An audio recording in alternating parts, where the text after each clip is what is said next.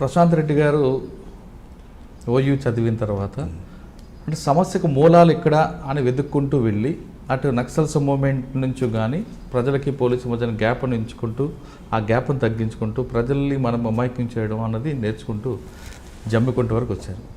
ఇక్కడ మంచి వర్క్ చేసుకుంటూ వచ్చారు, ప్రజల్లో బాగా మంచి పేరు తీసుకొచ్చారు. కానీ ఒక దశలో ప్రశాంత్ రెడ్డి గారి మీద ఒక అపవాదం పడిందండి. ఒక హత్య కేసులో ఆయన రోల్ ఉందని, ఒక ఆయన బినామీ అని, ఇటువంటి పేర్లు ఎందుకు వస్తుంటాయండి? అంటే అటువంటి పేర్లు, అటువంటి పదాలు, అటువంటి ఆరోపణలు వినిపిస్తున్నప్పుడు ప్రశాంత్ రెడ్డి గారు ఏ విధంగా ఫీల్ అయ్యారు? ఒకటండి, సరే హత్య సంబంధించింది ఒకటి, నా చిన్న తమ్ముడు సంబంధించిన అది నా యంగెస్ట్ బ్రదర్. అన్ఫార్చునేట్లీ ఇప్పుడు చేతికి 5,000 ఉన్నాయి, ఒక్కొక్క వేలు ఒక్కొక్కలాగా ఉంది. అట్లాగే మన ఇంట్లో కొడుకులు ఉన్నారు, నాకు 2 కొడుకున్నారు, ఇద్దరికి ఒకేలాగా నేను ట్రీట్మెంట్ ఇస్తాను. అది ఓకే, కానీ దాని వెనకున్న దానికి మీరు బ్రీఫ్గా చెప్పేయండి, అసలు వాస్తవా కాదా? 100% కాదండి. నేను ఒక పోలీస్గా ఉన్నాను, లా ఎన్ఫోర్సింగ్ ఏజెన్సీలో ఉన్నాను, చట్టాన్ని కంప్లీట్గా నమ్ముతాను. మళ్ళీ చదువుకున్న నేపథ్యం తర్వాత నా 25 ఏళ్ళ ఉద్యోగ జీవితంలో నేను పనిచేసిన ప్రతి చోట వ్యక్తిగా ఒక ఉద్యోగిగా నా మీద ఇప్పుడు చూడాలంటే మన ప్రొఫైల్ చూస్తే అర్థమవుతుంది. మనిషిని చూడాలంటే మనిషి యొక్క ప్రవర్తన, ప్రీవియస్ క్యారెక్టర్, ప్రీవియస్ యాటిట్యూడ్ చూస్తే తెలుస్తుంది. ఇన్నాళ్ళలో నేను చేసిన దాంట్లో నేను చేసిన దాన్ని బట్టి తెలుస్తుంది నేను ఎటువంటి వాడిని. సార్ సాధారణంగా సార్ ఒక వ్యక్తి కెరీర్ మంచి టేకాఫ్ అవుతున్న టైంలో ఇటువంటి ఆరోపణలు పడినప్పుడు ఇది ప్రొఫెషనల్ జెల్సీ అనుకోవాలా లేదా పొలిటికల్ మోటివేషన్ అనుకోవాలా? అంటే మీలాంటి వ్యక్తుల మీద ఆరోపణ పడి నేను ఎవరిని నిందించను, ఆరోపించనండి. ఎందుకంటే నేను ఒక పబ్లిక్లో అందరిలో కనిపించే ఒక అధికారిని. న్యాచురల్గా ఏంటంటే జరిగిన తర్వాత ఆటోమేటిక్గా ఒక కేర్ ఆఫ్ చూస్తారు ఎవరని చెప్పేసి. ఇప్పుడు ఒక అప్పు ఎగవేసి ఉంటే అతను వెళ్ళిపోతే వాళ్ళ నాన్న దగ్గరికి పోతారు.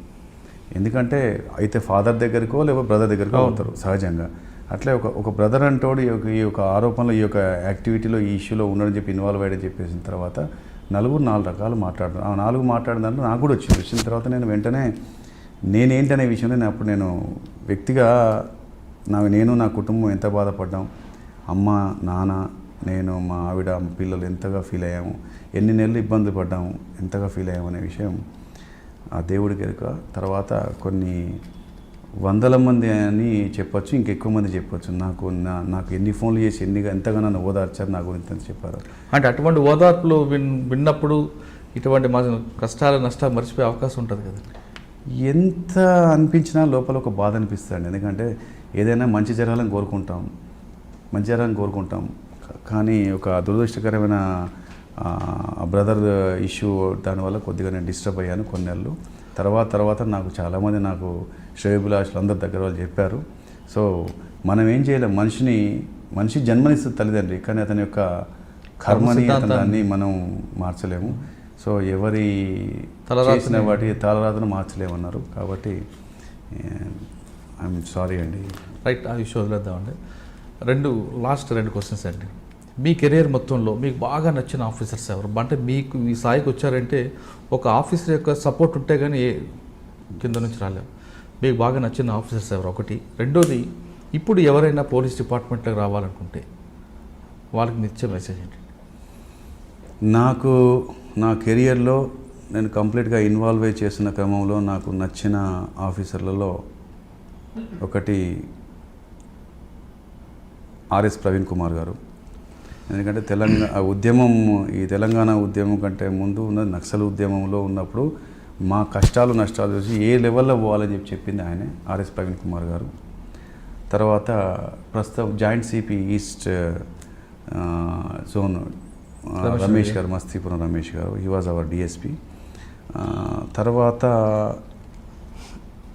మధుసూదన్ రెడ్డి గారని ఓఎస్డి ఉండేదండి, ఇప్పుడు నేషనల్ పోలీస్ అకాడమీ వారు. తర్వాత ఇప్పుడు ప్రస్తుతం ఉన్న సిపి గారు కమలాసన్ రెడ్డి సార్, ఆయన.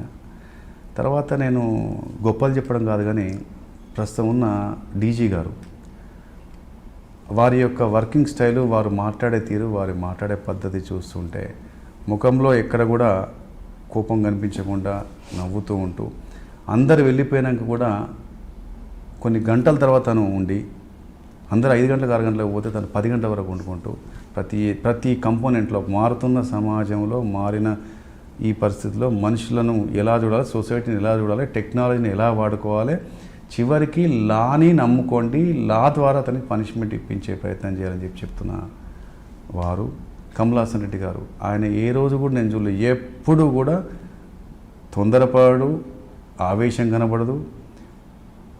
ఒక విషయాన్ని అవసరమైతే మనతో చేయించే వరకు 10 కాదు 20 సార్లు కాదు 200 సార్లు అయినా కూడా ఓపికతో చెప్తాడు.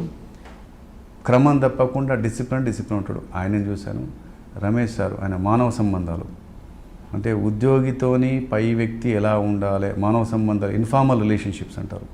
ఇన్ఫార్మల్ రిలేషన్షిప్స్లో రమేష్ గారు. ప్రవీణ్ సారు అంటే సమస్య ఎక్కడుంది, అక్కడ వాళ్ళు ఎందుకు ఈ విషయంలో వాళ్ళతోనే ఉంటున్నారు, మనతో ఎందుకు ఉంటున్నారు, అక్కడ మనం ఎలా ఉండాలి అని చెప్పేసి ప్రవీణ్ కుమార్ సార్. వీళ్ళు నన్ను విపరీతంగా చెప్పాలంటే ప్రభావితం చేసిన ఆఫీసర్స్. రైట్.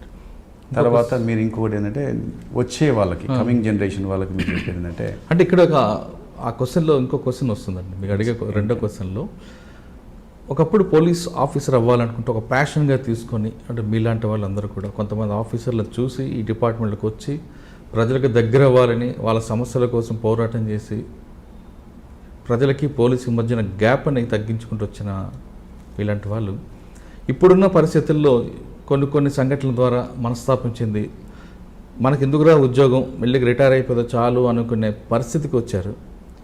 అటువంటి సిచ్యువేషన్లో ఇప్పుడు కొత్తగా ఆస్పిరెంట్స్ వస్తే వాళ్ళకి మీరు ఇచ్చే మెసేజ్ అంటే బ్యాలెన్స్గా చేయాలంటారా, అగ్రెసివ్గా పోవాలంటారా, లేదా సిచ్యువేషన్ తగ్గట్టు మనం హ్యాండిల్ అవ్వాలి? ఎస్, మీరు చెప్పిన చివరి మాటకే నేను ఏకీభవిస్తా.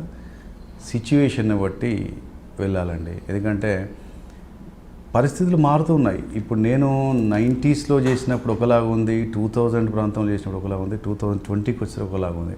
సో మారుతున్న పరిస్థితులకు అనుగుణంగా మన యొక్క పద్ధతులు, మన స్కిల్స్, మన దృష్టిలను మార్చుకుంటూ, మన మనస్తత్వాన్ని మార్చుకుంటూ వెళ్ళాలి తప్ప ఒక సమస్యను సమస్యను పరిష్కరించడం మనం సమస్యాత్మకంగా కాకుండా చూసుకోవాలి, మనం సమస్యలో చిక్కుకోకుండా చూసుకోవాలి. కాబట్టి కొద్దిగా ఎక్కువ అవుట్స్పోకెన్ ఉండకుండా జాగ్రత్తగా ప్రజెన్స్ ఆఫ్ మైండ్ వాడుకుంటూ, మీకు డాక్టర్ తర్వాత నెక్స్ట్ వృత్తి, అత్యంత గొప్ప వృత్తి పోలీసే. కాబట్టి సమస్య వస్తే, నొప్పి వస్తే డాక్టర్ అంటాడు, ఇంకేం మిగతా నొప్పి కాకుండా మిగతా సమస్య అంటే పోలీస్ అంటాడు. కాబట్టి సమస్యల్ని కనుక నువ్వు పరిష్కరిస్తే మనల్ని దేవుడుగా అంటారు, మన ఫోటోల్ని వాళ్ళ ఇళ్ళల్లో పెట్టుకుంటారు. కాబట్టి పోలీసు ఎప్పటికైనా కూడా చాలా గొప్ప వృత్తి. దీనికి ఏంటంటే కావాల్సిన స్కిల్స్ అన్నిటిని మనం ఎక్వైర్ చేసుకొని, మీరన్నట్టుగా సందర్భానుసారంగా మన యొక్క ఆయుధాలు అనేటివి, మన తెలివి కావచ్చు, మన యొక్క పద్ధతి కావచ్చు, అది వాడుకుంటూ వెళ్ళాలి. ఎందుకంటే ఇది అందరికీ ఛాన్స్ రాదు. ఎందుకంటే ఫిజికల్లీ ఫిట్ ఉండాలి, మెంటల్లీ ఫిట్ ఉండాలి. తర్వాత అందులో తగ్గట్టుగా మనకు తర్వాత నీళ్ళకి వచ్చిన సస్టైన్ కావాలి. ఈ పోస్టింగ్లోనే బాగుంటుంది, ఆ పోస్టింగ్లోనే బాగుంటుంది అనుకోవద్దు. ఎక్కడికి వెళ్ళినా కూడా ఆపద ఉన్నవాడు మన దగ్గరికి వస్తాడు. ఆ వ్యక్తికి వచ్చినందుకు అతనికి తగినట్టుగా మనం చేస్తే గుర్తుండిపోతారు. మనకు చక్కగా ప్రజల నుండి వస్తున్న పన్నుల రూపంగా వస్తున్న పైసలతోనే మనం బ్రతుకుతున్నాం. మన జీతాలు అవి, ఇప్పుడు పెరుగుతున్న జీతాలు కూడా ప్రజలే. కాబట్టి ఇంత తీసుకుంటున్నాం మనం, ప్రజలకు చేయాల్సిందే. పోలీసు వృత్తిని చక్కగా తీసుకొని దానితో నిన్ను చూస్తే, ఒకప్పుడు నాకు మావోయిస్టుల దగ్గర ఆయుధాలను చూసి మావోయిస్టుల పార్టీలో జాయిన్ అయ్యేవారు. మరి నిన్ను చూసి, నీ యొక్క పర్సనాలిటీ, నీ యొక్క బిహేవియరు, నీ యొక్క మాట, నీ పద్ధతిని చూసి నిన్ను చూసి జాయిన్ అయ్యేటట్టుగా నువ్వు కావాలి అంటే, రోల్ మోడల్గా కావాలంటే పోలీసుగా గర్వంగా గొప్పగా చెప్తున్నా, జాయిన్గా చేసుకొని, ఒకటి పోలీసు అయ్యి పోస్టింగ్ల కోసం వెంపర్లాడాలి. ఎందుకు పోస్టింగ్ ఇవన్నీ పోస్టింగ్లు ఇవి నేను చేసిన పోస్టింగ్ కదా, ప్రతి దగ్గర పోస్టింగే. చేసేదానికి న్యాయం చేయి, దానికి తగ్గ ఎబిలిటీస్, దానికి సంబంధించిన క్వాలిటీస్ ఎక్వైర్ చేసుకో, చక్కగా పనిచేస్తే ఎక్కడైనా గుర్తింపు ఉంటుంది.